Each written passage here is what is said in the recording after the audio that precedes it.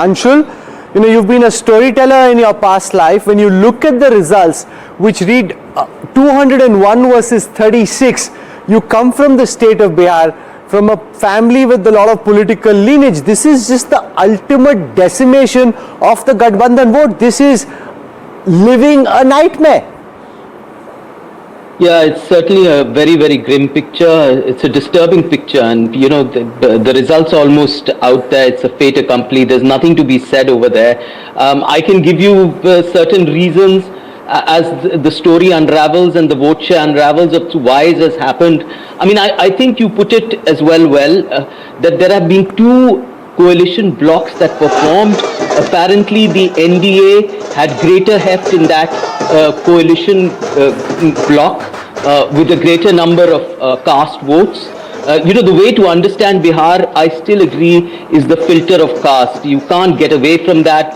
I think on the backdrop of this was the 10,000 vote transfer, 10,000 rupees transfer. Maybe we underestimated the centrality or the sentimental appeal of Nitish Kumar in this election. Maybe that was another reason. There were a number of reasons why it could have lost. This is about Atma Manthan now, and we'll go back and think about what has happened. Veera has a question for you, Anshul. No, Anshul, would you, when you give me that analysis, would you then concede that this was a fair election, A, and you lost fair and square? B, where does the Congress go from here, both in Bihar and for the rest? I mean, how much of a blow is it for the Congress to be at the numbers that you are in Bihar at the moment? Veera, I think the strength of the Congress has always been that it attracts votes from all cross sections. Perhaps it's a weakness as well because it doesn't have one caste block voting for it. Even in 2010, when we fought the election alone, it got about 8 to 10% of the votes. Though that vote share may have declined right now, it is not, you can't say we've absolutely forsaken it. We will make a comeback.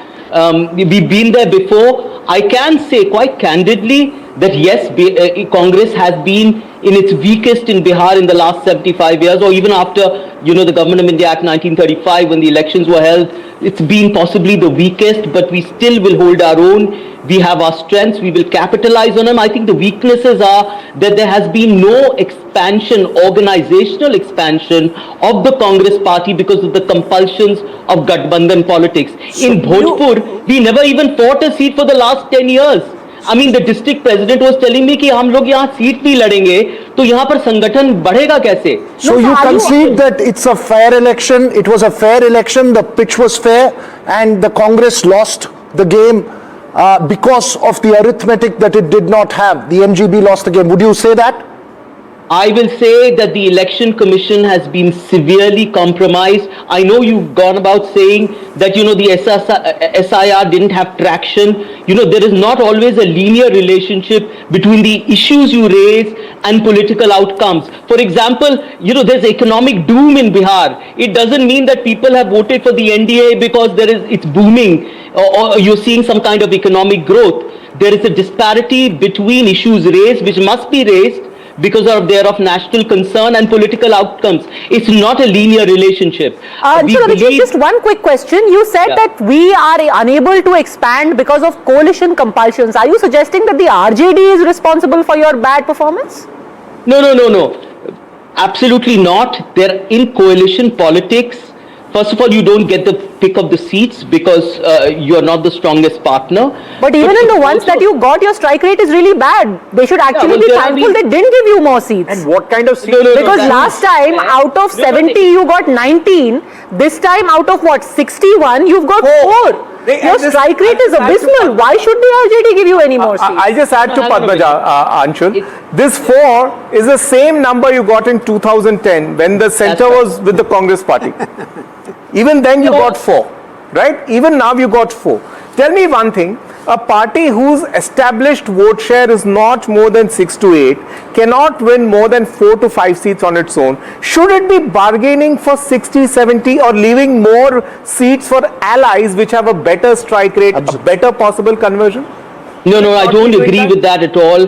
The reason why it's been a constricted space for the Congress in Bihar because of the nature of Gathbandhan politics. There are compromises, I would say there are even sacrifices that have been made in that for the last 10, 15 years. Whatever the nature, there was an other motive behind that. That continues. But the Congress themselves, the organization has suffered. Right? And therefore unable to grow. I'm telling you, there are districts where the district president has been crying because the seats haven't been given, not even one seat. You know, it's important to fight seats. Of course, it's important to win. Of course, electoral outcomes are important. But it's important to fight them so that the organization remains strong and robust. No. That has been denied to us. There have been many other factors which we'll have to go into. There has to be soul searching. I'm not denying the nature of the verdict. Yes, it has been. We'll have to go into the reasons why. SIR could be, is also a factor. There are many other factors which we'll have to delve into. Many of them you've discussed. I believe that in the two caste blocks that have been formed in coalition politics, they have the upper hand. It's been consolidated in their favor at this point of time. One of the closest elections this time is being fought in Raghopur. The supposedly mighty Tejaswi Yadav contesting as the chief ministerial candidate for the Gathbandhan, currently trailing by a couple of thousand votes. 3,230. Against Satish Kumar of the BJP. What does this suggest, Anshul, that in the Yadav bastion of Raghopur, your alliance's most prominent face, legatee of Lalu Yadav, at this time fighting to save his political career? Kumar is also Yadav. Look, I'm not going to comment on individual seats. I don't know what's happening there. The outcome may be very different. Let's stick to the broad sort of outlines here which have been suggested by you and which I will add to. Yes, there is an overwhelming sort of victory for the NDA, and the reason for that is, I don't believe the reason for that can be the economic boom of Bihar, which you are forgetting. Right? Bihar is in economic despair at the moment. So people could not have voted because they say, no, Bihar is growing so rapidly, there are jobs, there is industry, migration has stopped. Anshul, Kanchan wants to make a point and a question. Yes, Kanchanda.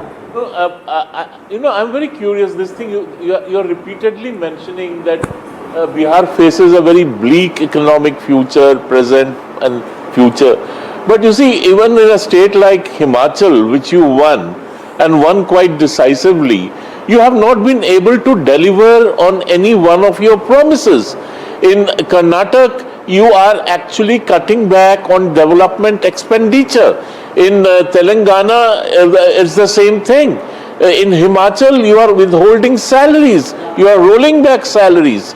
So why should people trust you? I mean, if it is a question of the economy, why should people trust you at all? Well, why should they trust the NDA? I know NDA has given something. There's no non-linear relationship. Baba, if you are saying that the NDA has done nothing, then I'm sorry, there is no scope for a conversation. But to look inwards is very necessary. Rahul Gandhi goes from state to state. In Himachal, he made 5 promises. What happened to those promises? In Karnataka, he makes 5 promises.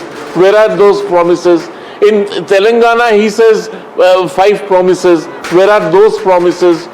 So somebody will call you to account.